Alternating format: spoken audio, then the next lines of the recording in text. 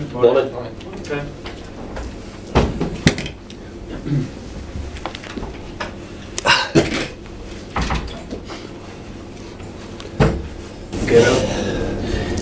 David, did the weekend sort of sum up the season? You're obviously off the back of a positive result and yet again couldn't follow it up.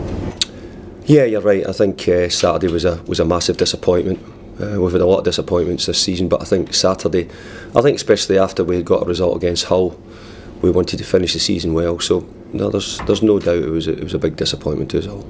Is there a feeling, do you think, within the players that they maybe just need this season to come to an end now and draw a line under it? I think we probably do, but the fact of the matter is we've got 2 games to play, and we knew the numbers at the start of the season. So every game counts in football, as far as I'm concerned. You're judged in every game, so we will have to perform much better against Arsenal. That's for sure. Yeah, I was going to say that. Obviously, Arsenal, Chelsea away to massively tough games. I suppose the last thing you want to do is finish the season on a real low, don't you? Well, I think the players have to stand up. I think they need to show. Are they capable of playing at this level? For most of the season, you'd have to say that it's not shown that way. But they've got a chance. They've got a chance against 2 really good teams. Got a chance to show that they see themselves as Premier League players and fit to be at that level. Yeah. Obviously, it looks as though you said it's going to be a lot of change. So are they almost playing for the futures, not only here, but I suppose at other clubs as well? Well, I think many of them probably believe that they've got futures elsewhere. I think that you need to perform on the pitch to do that. So I think you get recognised, you get picked up because your record of what you do. So let's hope that we get some really good performances from them. Is there anything you can tell us about the lads who are out of contract? Have you actually spoken to them? Yeah. We spoke to everybody at the club who is got a situation where their contracts could be terminating, or they could be leaving. So we spoke to the players in that situation, and they all know they're ongoing. We've passed them on to Martin Bain, and they'll speak with their agents, etc., and see where we go with it. Is there any you can tell us that have definitely been decided? Well, we've decided on players who would like to stay, but those players will have an option whether they want to stay or not. But I think we'll keep that, and we'll hopefully give you some news probably by the end of next week. A couple of lads limped off injured at the weekend, and then obviously Honeyman had his injury as well. They likely to feature for this week? At the moment, I wouldn't think so. I mean, I'm more concerned about. I've got a couple of others who are now saying that they've got injuries as well. So I need to try and make sure I've got a team to put out. We'll definitely have a team to put out, and we'll definitely go there and be committed. But we've got 1 or 2 we're not sure about. Can you tell us who those are?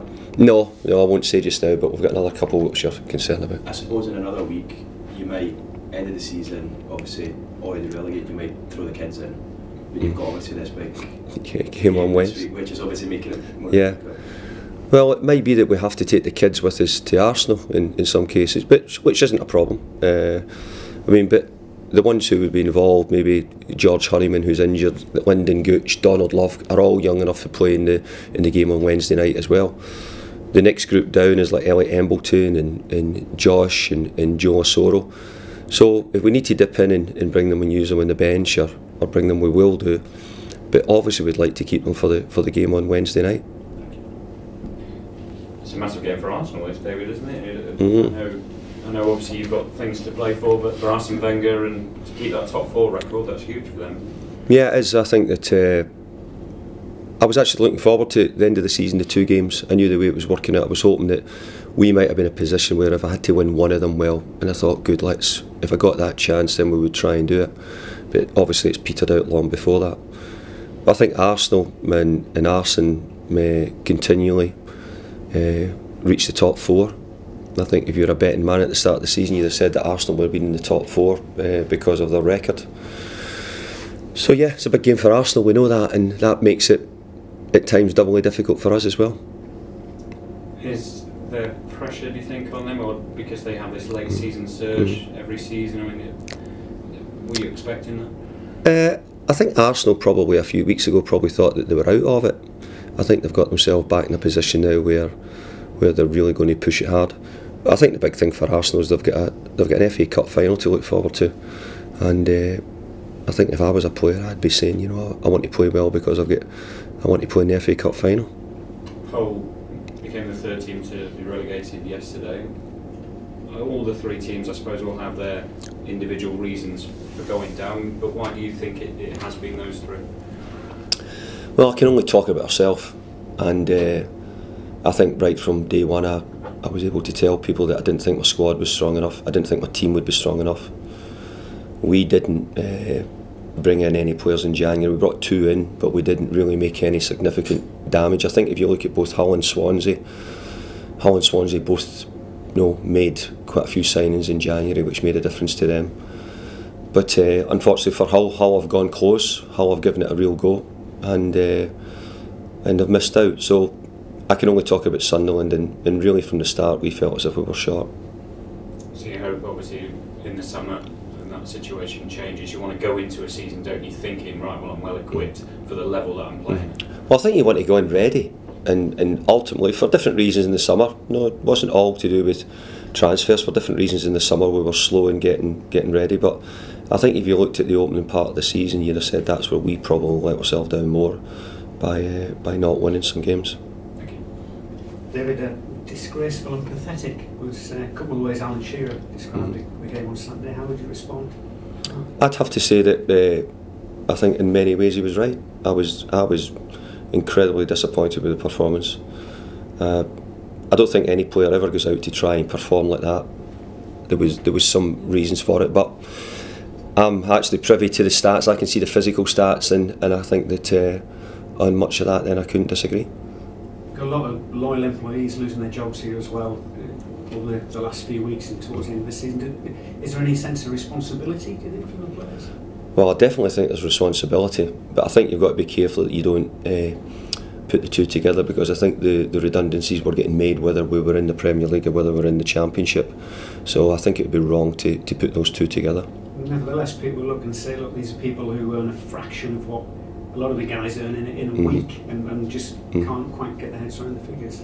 Yeah, that's right, and I totally agree. I think that it's difficult to understand, but that is, if you're a footballer, that's what happens. And we're really, really sorry for the people who lost their jobs. We said that at the time. But I think that there's been a lot of the areas of the club needing changing. An awful lot on the pitch, and probably more so on the pitch. That's the only area I can talk about. But I think that the chief executive and the club have realised that there's been mistakes behind the scenes, and they're trying to put them right. I know, with a bit of hindsight as well, but obviously at times when money's short, was a trip to New York for team bonding, which in terms of results just hasn't yielded anything at all. Is that your responsibility? Is that the players' responsibility? No, I think that's we chose to do that. So we hope it brings results. If we had gone to Dubai or if we'd gone somewhere else, it was always in. It was in the budget right from the start that we would have a trip somewhere. So I certainly couldn't put it down to that. But why didn't it produce results? Why didn't it produce the results? I think that sometimes you go away and you win some games, sometimes you don't. There is no magic formula in football. I think probably the biggest thing was that the squad was short at the start of the season. The squad was short in January as well. I think it was more to do with that than it was any trip. 38,000 allegedly there on Saturday. Most people agree it's a lot less than that. But what do you say to people? What do you say to those fans to try and convince them to buy a season ticket next year? Well, I think we said everything after the game. We've said it over the last few weeks, how disappointed we are, how much we value the support, what we think of them. And, we were embarrassed about our performances. We're sorry we've let them down. But I think most of them were well aware that this was the position we were in. I don't think the Sunderland supporters were stupid. I think they knew right away that we would be in a difficult position. Okay. Cheers. Cheers.